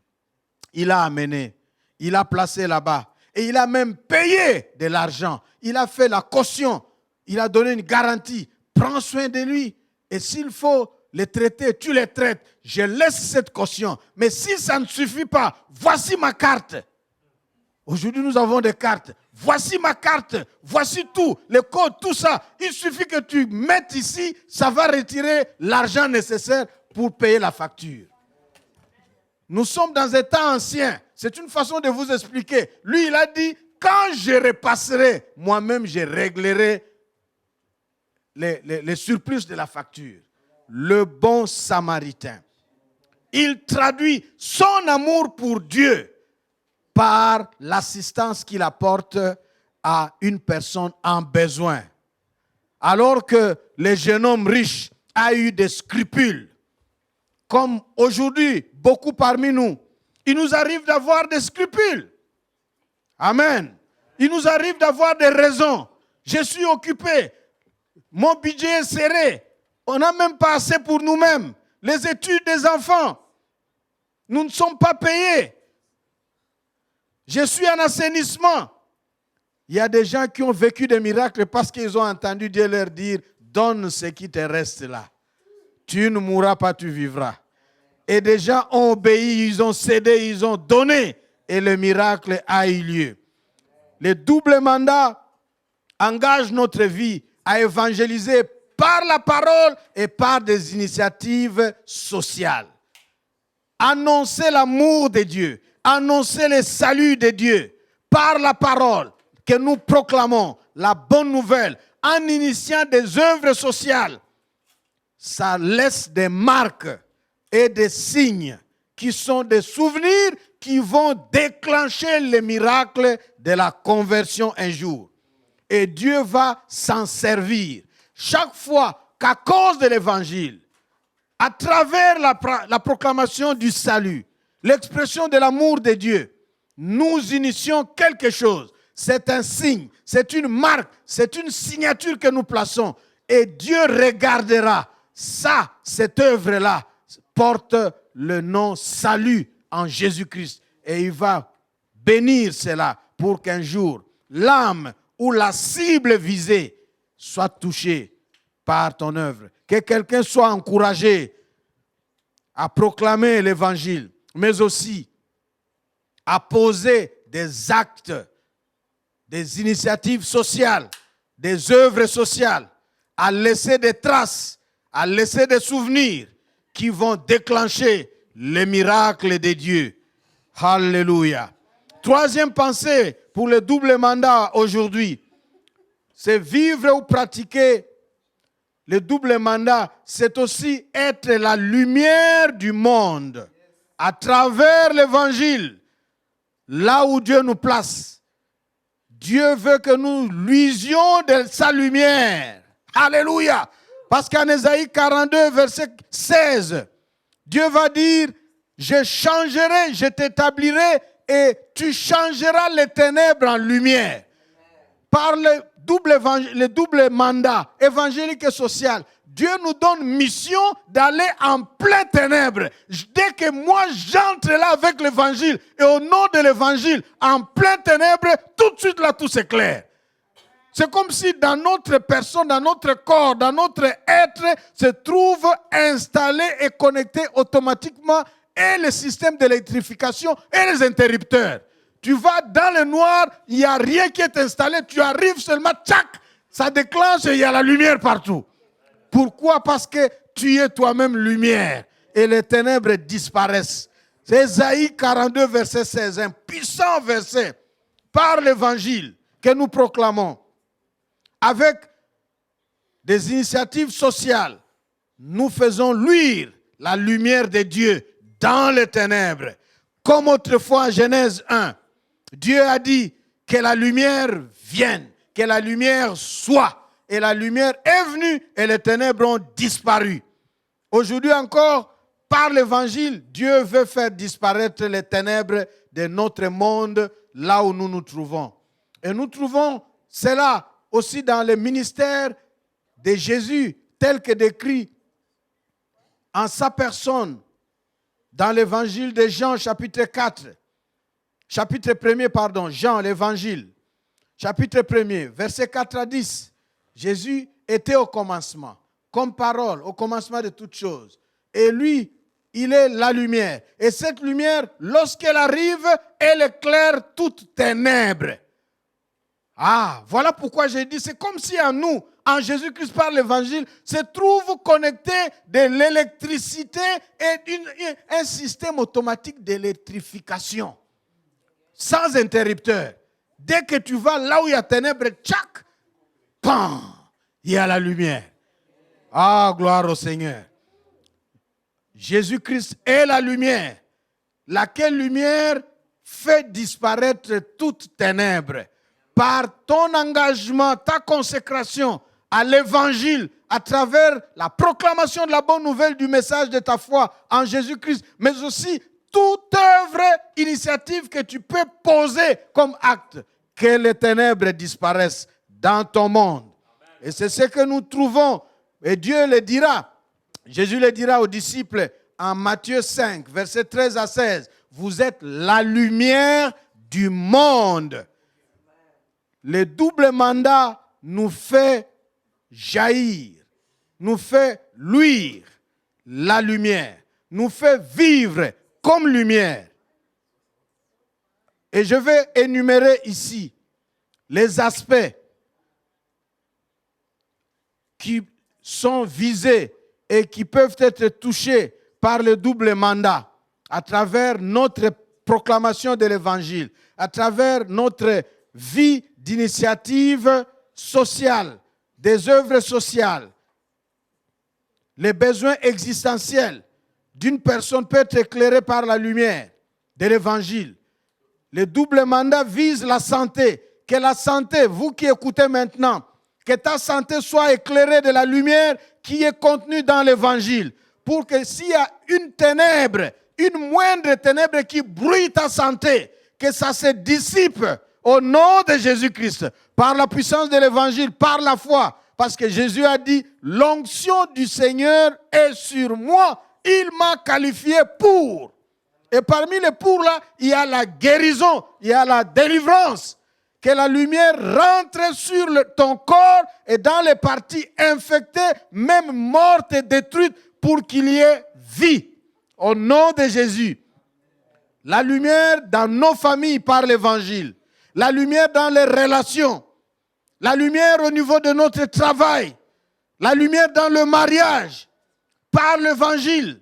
Nous vivons un double mandat évangélique, spirituel, social ou culturel dans notre foyer, auprès de nos enfants que nous éclairons. Nos enfants actuellement dans le monde sont perdus, il n'y a pas de repères.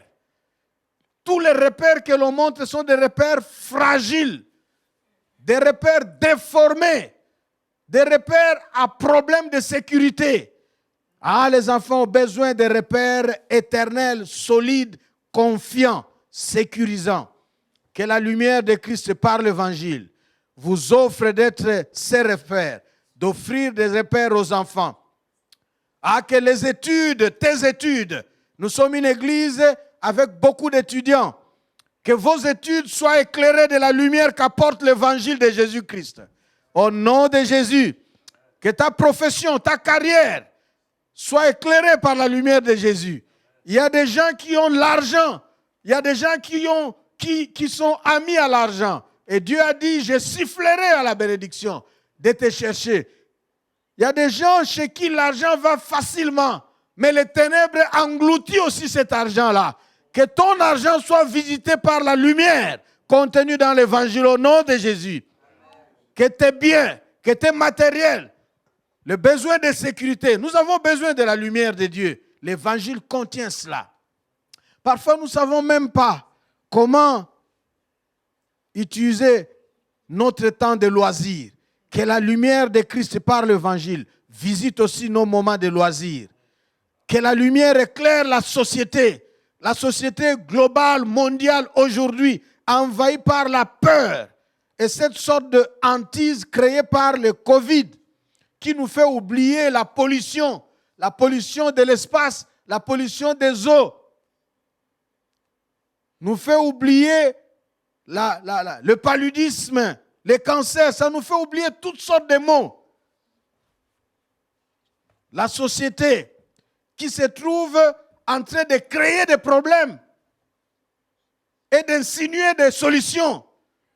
on déstabilise quelque part, il y a des déplacés de guerre, il y a des gens qui souffrent et on va faire des sensibilisations, des mobilisations pour réunir des milliards d'argent pour assister, pour répondre à ce que l'on a soi-même créé. On a besoin de Dieu. Jusque dans la culture, jusque dans la mode, on a besoin de la lumière de Dieu en tant qu'enfant de Dieu. Oui, le double mandat, vivre le double mandat nous fait vivre en lumière dans le monde en plein ténèbres, au travail, en famille, dans le quartier, à l'école, dans la culture, le monde des amis, des relations. Partout, ce sont des domaines qui ont besoin d'être éclairés de la lumière que nous avons à travers l'Évangile. Alléluia. Et nous avons besoin de saisir des occasions. Ça me fait penser ici à un ambassadeur qui était ici en Chine. Et ma femme et moi étions invités. Au fait, cet ambassadeur a reçu l'invitation des amis. Nous sommes en Chine.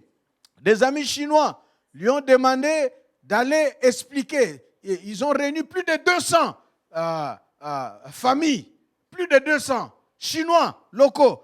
Et c'était en période de Noël. Et on a appris, bon, toi tu es ambassadeur, tu es étranger, tu dois avoir la culture chrétienne. Viens nous expliquer Noël c'est quoi. Et cet ambassadeur a pensé à notre église francophone.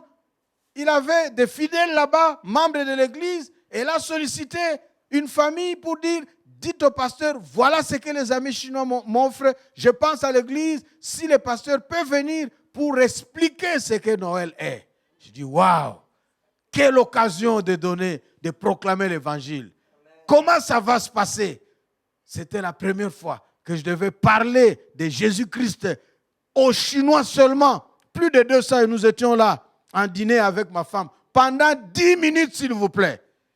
Ah oui, c'est ce que Paul dit, que l'occasion soit favorable ou non favorable. Toi, prêche l'évangile. Tu parles pendant 5 minutes parce que c'est 10 minutes avec traduction. Et c'était, je pense, de l'anglais, avec mon anglais là, traduit en chinois. Ça fait longtemps. Aujourd'hui, l'anglais a un peu, après plusieurs années, mais lorsqu'on rentre 10 ans plus tôt, plus de 10 ans, ce n'était pas l'anglais d'aujourd'hui. Et donc, tu bégayes, tu parles, les minutes diminuent à cause du bégayement. Au lieu de 10 ou de 5, tu n'as parlé que pendant 3 minutes ou 4, le message est passé. Mais à Dieu de parfaire. Dieu sait, occasion favorable ou non. Dans ma culture de pasteur congolais ou dans mon église où je prêche pendant des heures, tu prêches et les gens disent prêche. Ils ne regardent pas le temps, ils te disent continue. Tu dis, on a fait déjà 1h30, donc il faut... Non, et les gens se lèvent pour réclamer. Et voilà, de 1h30 ou 1 heure passée, tu dois parler pendant 5-10 minutes avec traduction. Ce n'est pas facile. Ça peut donner à refuser simplement, à minimiser cela. Mais à cause de cette compassion pour le salut et à cause de la foi dans la toute-puissance de Dieu qui travaille au-delà de toute imagination, nous sommes allés et on a proclamé l'évangile, on a fait accepter, on a défié, on a fait faire prier les gens de recevoir Jésus-Christ. Alléluia. Je défie quelqu'un qui a des possibilités d'offrir à d'autres. Peut-être tu ne peux pas prêcher, peut-être tu ne peux pas proclamer l'évangile, peut-être tu es comme Moïse, je ne sais pas parler. Mais Dieu a mis à tes côtés des Aaron que tu peux utiliser, offrir des occasions pour que ceux-là proclament l'évangile. Et toi, tu offres le cadre social, le cadre matériel, le cadre financier pour que le double mandat soit mis à la portée des gens en besoin. Gloire à notre Dieu. Gloire au Seigneur Jésus. Merci beaucoup. Le Seigneur est bon.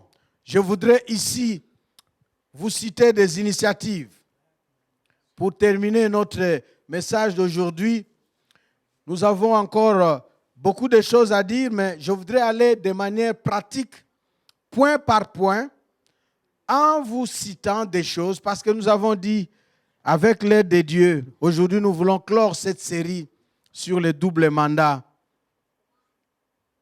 de l'Évangile.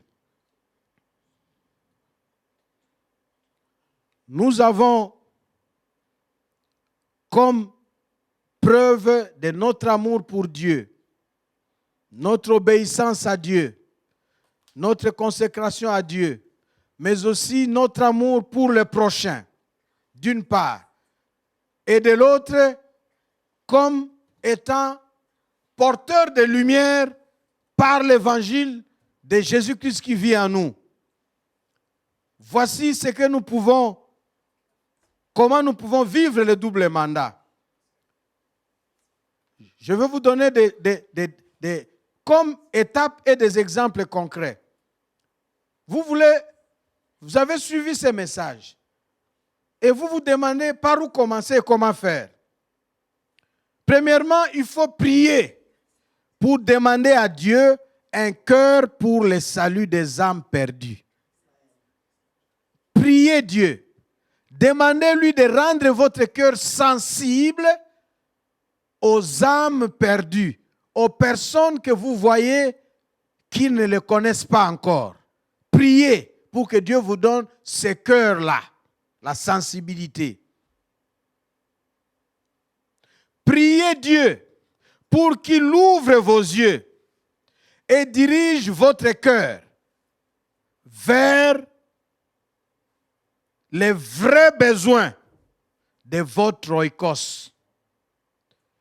Pendant cette série, j'ai beaucoup parlé, j'ai beaucoup utilisé ce concept oikos.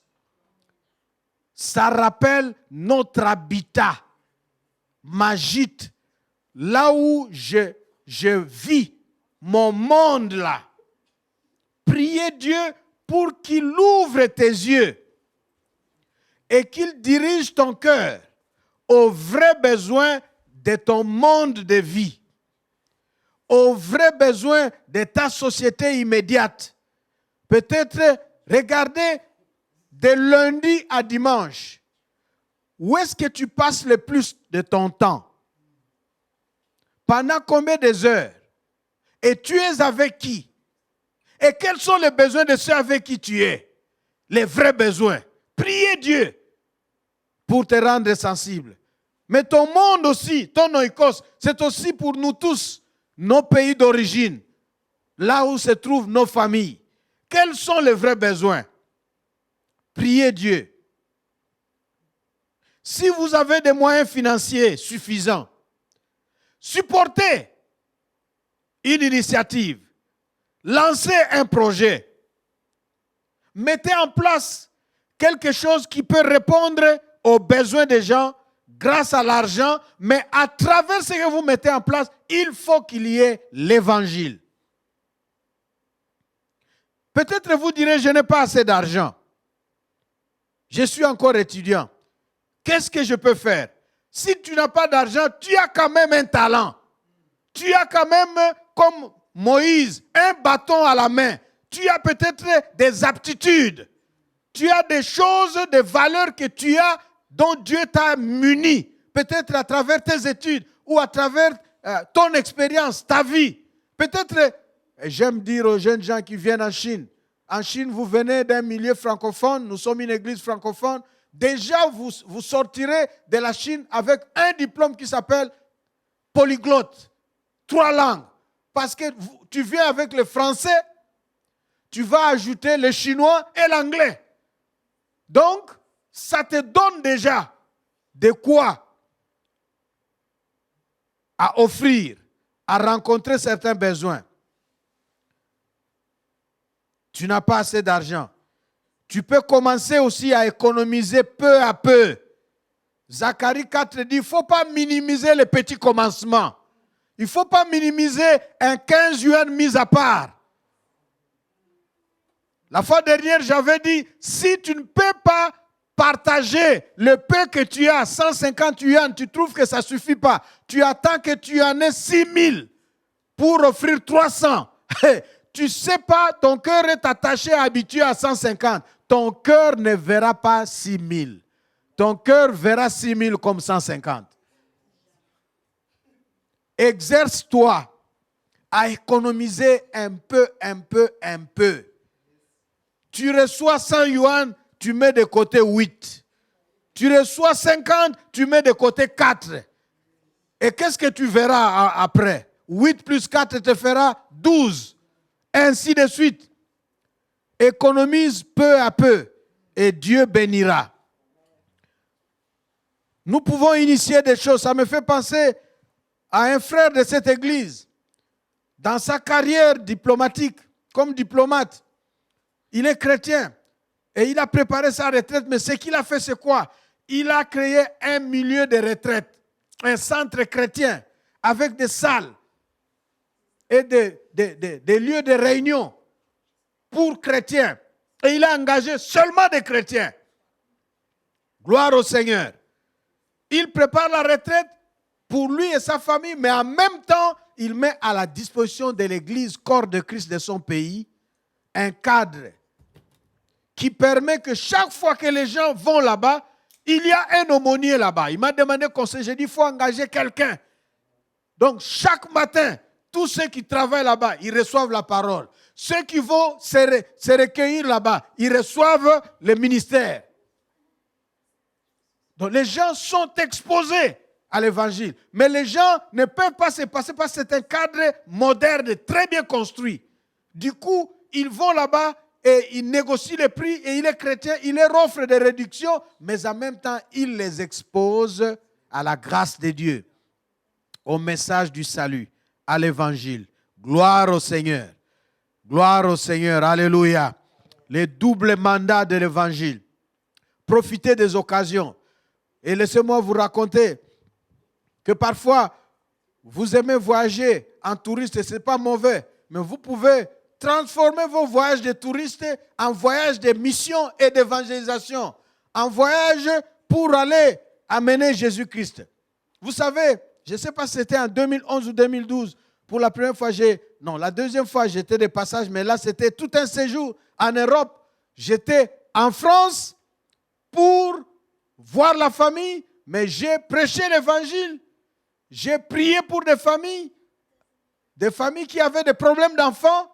À mon retour, il y a eu conception, il y a des enfants qui sont nés. Pas un enfant. J'ai prié pour un enfant, garçon, et après des enfants sont nés. En France, je suis arrivé jusqu'à Belgique, à Bruxelles. J'ai prié, j'ai prêché aussi là-bas.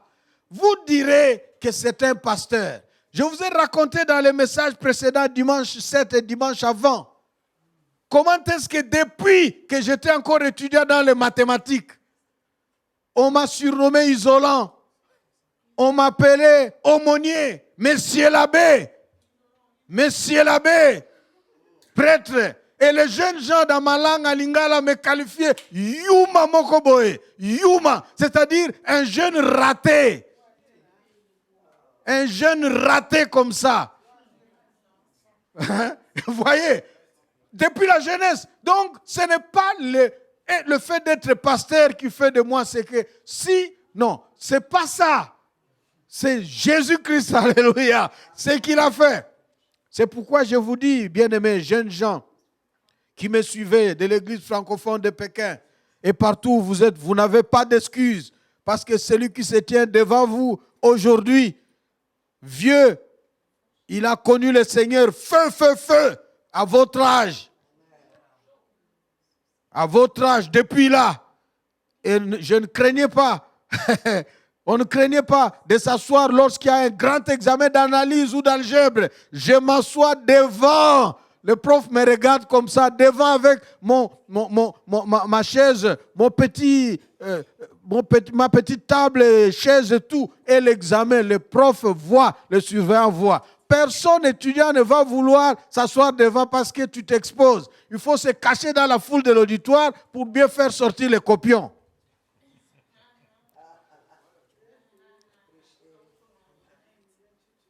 Oh, l'évangile. Et vous savez, chaque fois, il faut profiter des occasions. Il y a eu l'église chinoise qui nous a sollicité, nous a offert une mission en Afrique. Et ils ont voulu m'envoyer en Ouganda. Et je leur ai dit, moi, ce que j'ai dit à mon Dieu, chaque fois, tout en étant ici en Chine, si je voyage en Afrique, je dois arriver dans mon pays, la RDC. Et l'église chinoise a accepté, ils ont payé mon billet. Mais de la Chine en Ouganda, ça fait une tournée de l'Afrique. J'ai fait Ouganda, République démocratique du Congo à Kinshasa, République démocratique du Congo à Kikwit, Brazzaville, Pointe-Noire, Centrafrique à Bangui. Voyez, et partout c'était l'évangile, la proclamation. On a célébré des mariages, on a béni, on a délivré des gens, on a installé des églises et des hommes de Dieu. Oh bien-aimés, nous pouvons aussi en notre temps vivre l'évangile avec le double mandat. Et de manière pratique, je voudrais vous conduire à prier parce que nous allons à la fin de notre culte. Nous allons donc à la fin de ce message. Mais je voudrais rapidement, je ne saurais pas terminer ici sans vous donner des choses concrètes qui terminent ce message et vous faire lire des passages grâce auxquels nous allons prier aujourd'hui. Nous allons prendre quelques temps de prière. Comment vous pouvez vivre et pratiquer le double mandat aujourd'hui? Comment? Économiser. Vous venez de suivre tous ces messages. Vous, frères et sœurs membres de l'Église francophone de Pékin, vous, frères et sœurs francophones qui suivez ce message maintenant, vous venez de suivre cela. Si vous nous avez rencontrés en chemin, vous pouvez rentrer, chercher les cultes précédents pour avoir plus d'informations. Mais dans la pratique, pour vivre le double mandat, commencez par économiser peu à peu votre revenu. Économisez peu à peu tout ce que vous avez comme argent en fonction de votre projet. 2, vous pouvez vous lancer dans les affaires. Et quand vous vous lancez dans les affaires, consacrez déjà un pourcentage en disant « Je vais m'engager dans cette affaire, mais tel pourcentage reviendra à l'évangile, reviendra à l'œuvre de Dieu. » Vous pouvez faire fructifier votre argent grâce à des mécanismes qui existent.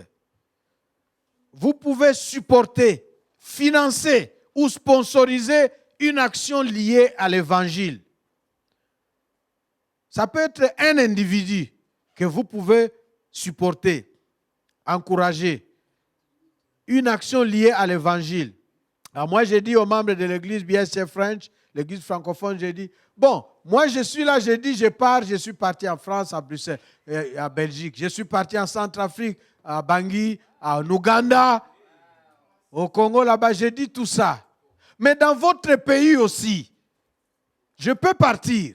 Si vous ne savez pas prêcher, mais vous savez, laissez-moi vous dire, un jour, il y a des gens qui me diront, pasteur, Dieu me dit qu'on doit aller dans mon pays. Et je vous dirai, je ne peux plus voyager. Ah, parce qu'il y a un temps pour tout. Ah, il y a un temps pour tout.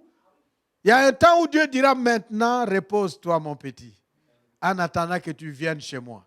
Mais maintenant, là, je suis encore là pour partir. Chez qui on va partir quand le Covid va s'élever et que les frontières seront complètement ouvertes? Où est-ce qu'on ira? Qui peut initier quelque chose? Parfois, ça me fait mal de voir des jeunes gens. Ça me fait mal de voir des étudiants. Ça me fait mal de voir des diplomates aller en vacances, tout un séjour au pays. Tout un séjour sans même prendre le courage d'inviter les amis avec lesquels on a grandi pour leur parler de Dieu, pour leur offrir un peu à boire et à manger et profiter à travers cela de prêcher l'évangile, ne fût-ce que de parler de ta foi, de ce que Dieu a fait dans ta vie. Ah, je parle à quelqu'un, jeune fille, jeune garçon, c'est possible. Tu n'as pas besoin d'avoir des banderoles, des affiches, grande campagne avec un évangéliste, tel monsieur qui vient de la Chine. Pas besoin. Juste tes amis là et connaissances. Tu dis, nous allons faire quelque chose d'intéressant. Et tu les as amenés. Tu dis, voilà, on va regarder, suivre un film. Et c'est quoi? C'est Alpha que tu leur exposes. Oh, merci Seigneur. C'est important que nous initions des choses. Soutenir financièrement une organisation d'évangélisation. Envoyer en formation ou contribuer dans la formation. Initier des œuvres dans le domaine de l'éducation ou de la santé, des loisirs, de l'assistance. Ça nous permet de vivre et de mettre en pratique le double mandat. Mais il faut savoir bien identifier les besoins. Il faut aussi connaître la loi de votre pays pour que vous ne soyez pas déçus. Il faut aussi savoir que vous ne devez pas travailler avec n'importe qui. Parce qu'il y a des gens qui sont des zéros, des absorbants de projets, des absorbants de vision. En mathématiques, zéro, c'est l'absorbant. C'est-à-dire tout ce qu'on multiplie avec zéro s'annule. Attention lorsque vous avez le cœur de faire quelque chose. Choisissez des personnes avec qui vous devez faire pour que votre foi ne soit pas scandalisée par l'absorption. Tout a été consommé simplement parce que vous vous êtes associés avec des personnes qui sont des zéros, des absorbants. Merci Seigneur. Priez pour tout cela. Priez. Priez Dieu. Laissez-moi, alors que nous prions, lire pour vous 3 versets bibliques sans commentaire. Le premier, Luc chapitre 14, verset 28. Pendant que je vais lire ce texte, je veux que vous réfléchissiez à votre vie. Vous avez suivi ces enseignements, ces messages, cette série de mandats, double mandat de l'évangile. Qu'est-ce que vous avez dans le cœur? Qu'est-ce que vous avez déjà initié? Peut-être vous êtes découragé, vous avez abandonné, mais vous avez senti cette série vous encourager.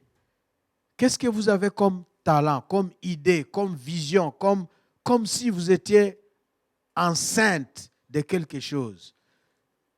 Quelle idée banale apparaît dans votre vie comme qui peut se traduire et à travers laquelle l'évangile peut passer? Pensez à cela.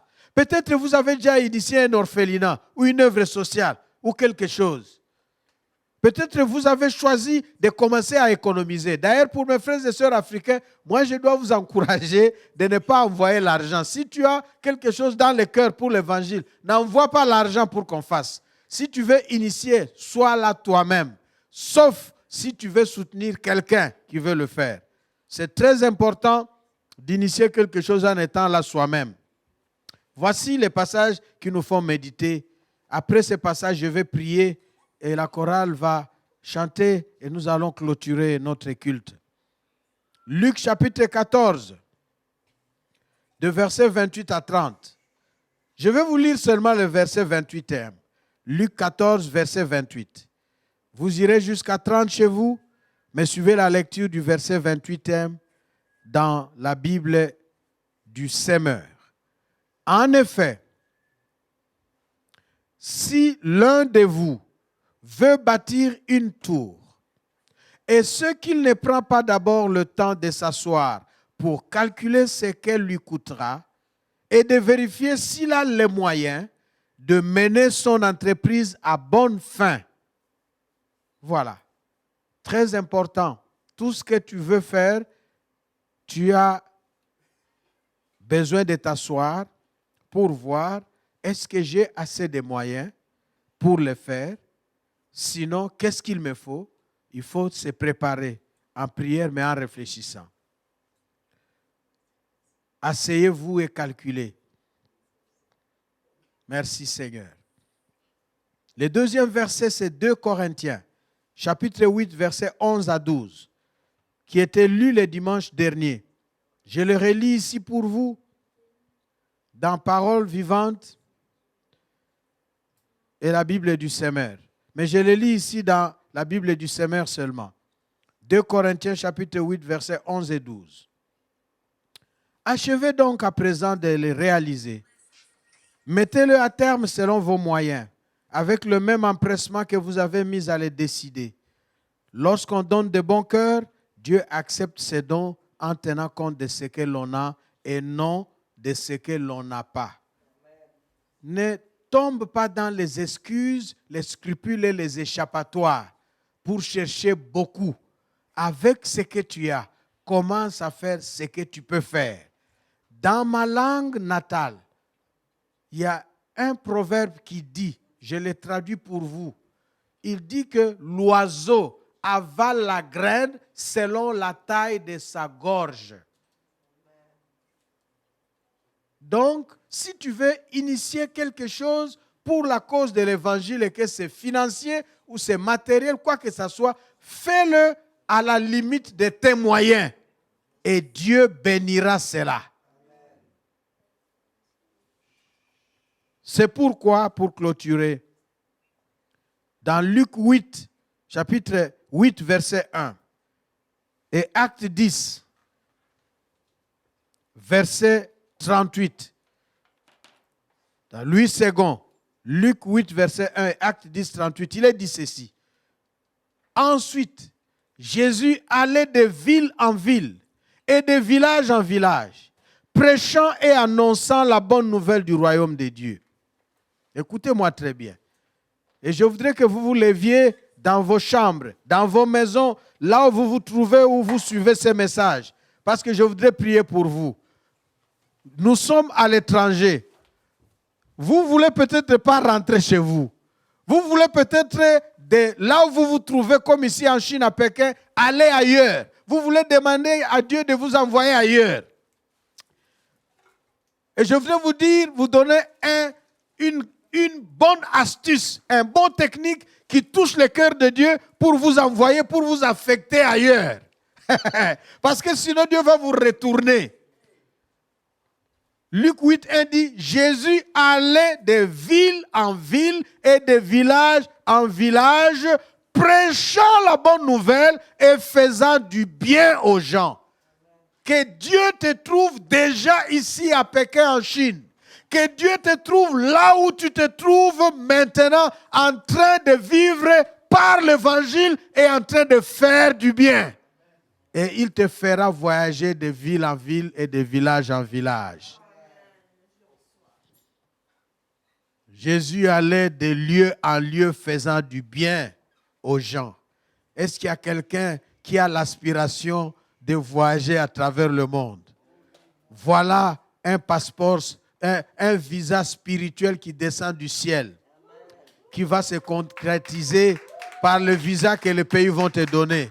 Que Dieu trouve dans ton cœur la place de son royaume, la place du salut des âmes, la place de l'annonce de la bonne nouvelle, la place de quelqu'un qui veut aller avec Jésus et montrer Jésus partout où il va, mais aussi la place de celui qui a le cœur de faire du bien, là où il se trouve, partout où il va. Alors seulement, Dieu t'enverra de ville en ville, de pays en pays. Sinon, de la Chine, il va te retourner chez toi. Il va te retourner chez toi. Ah, je ne voudrais pas que Dieu te retourne. Quelqu'un veut devenir un voyageur, un missionnaire de Dieu dans ta profession, allant de lieu en lieu, de pays en pays, jusqu'à ce que tu seras fatigué. Annonçant l'évangile, vivant pour Jésus, mais faisant du bien. Remercions le Seigneur. Merci Seigneur. Je prie pour vous et pendant que je prie, je voudrais que vous teniez, si vous avez une carte de crédit, une carte bancaire, vous avez un instrument de travail, vous avez quelque chose comme projet, si c'est dans votre cœur, vous mettez votre main droite sur votre cœur, je prie pour vous. Merci Seigneur. Merci notre Dieu parce que tu es bon. Et après cette prière, comme le temps est parti, nous allons simplement célébrer avec la chorale. Gloire au Seigneur. Tu es bon Seigneur, tu as vu ma soeur, tu as vu mon frère, tu as vu le cœur de cette maman, de ce papa qui a écouté ta parole. et qui est prêt à obéir, à témoigner de son amour, de sa consécration, de sa soumission, de son obéissance à toi, à proclamer le message du salut, à être la lumière de Jésus-Christ par l'évangile, mais aussi par sa vie, par les témoignages, à travers la proclamation de sa foi, de sa parole. À être la lumière et à prouver l'amour pour toi et pour les prochains en initiant des choses dans le monde qui seront des signes, des marques, des traces, des souvenirs. Peut-être quelqu'un décide, un étudiant décide de mettre à part un peu d'argent. Désormais, béni et fait fructifier. Peut-être quelqu'un décide de soutenir ton travail, ton œuvre, ton église, la mission. Quelqu'un voudrait organiser des programmes pour atteindre, pour cibler ceux qui lui sont chers. Peut-être dans son pays, peut-être dans l'ambassade, dans son travail, peut-être au sein du campus d'université. Bénis l'initiative qui se trouve dans les cœurs de ton fils, qui se trouve dans les cœurs de ta fille, comme réponse à ta parole, visant à mettre en pratique ta parole concernant le double mandat de l'évangile, les mandats évangéliques et les mandats sociaux. Que tu bénisses cela, que tu bénisses ces cultes, que tu bénisses tes enfants, que tu bénisses ceux qui ont déjà initié des choses, ceux qui ont échoué, qui ont abandonné, que tu recrées et que tu ressuscites aux besoins, que tu encourages et que tu donnes la joie, que les traces et les signes et les souvenirs placés puissent parler et que ton royaume vienne. À toi la gloire à jamais, pour le nom de Jésus-Christ qui est glorifié par ta parole dans la vie de tes enfants qui mettent en pratique les mandats évangéliques et les mandats sociaux ou culturels. Nous te prions et te célébrons au nom de Jésus-Christ de Nazareth, ton Fils, notre Seigneur et Sauveur. Et nous crions tous Amen. Amen, amen, amen. Célébrons le roi des rois. Célébrons Jésus-Christ avec la chorale.